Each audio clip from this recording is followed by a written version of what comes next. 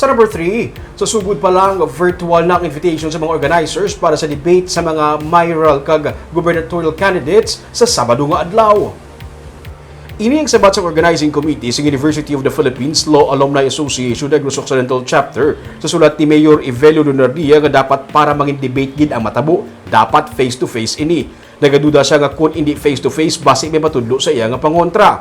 Sunod sa mga organizers, mas masadyagid man ang face-to-face nga debate pero sa padayon nga nagasaka ang kaso sa COVID-19, mas maayo nga himuon ini nga virtual. Parehos sa nabutang sa ilang sulat nga ginpadala sa mga kandidato sa dupang Oktubre 2021. May pila ka mga bagay nga ginkwestiyon ang kampo sa alkalde sa mga impormasyon nga nabutang sa iya sining profile. Pero sunod sa organizers, sila na lang ang nag-research kay wala man sa may ginpadala ang mga kandidato nga impormasyon bisan ila ini nga ginpangayo. Samtang si Bacolod Mayoralty aspirant Albi Benitez naman ang nagsabat man nga handa sa magatubang bisan sa kay sino, bisan diin, kag sa bisan ano nga pamaagi para istoryahan ang mga problema kag isyu nga makapaayo sa Bacolod kag para sa kaayuhan sa mga Bacolod nun. Iya sundon ko na ang format kag mechanics ang organizers. Pati ang mga mapapili bilang gobernador ang mga-debate man sa Sabado.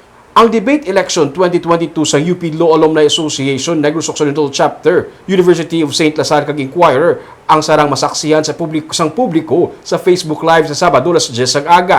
Ang link ang iga-post man sa page sang DigiCast Negros sa among nga adlaw.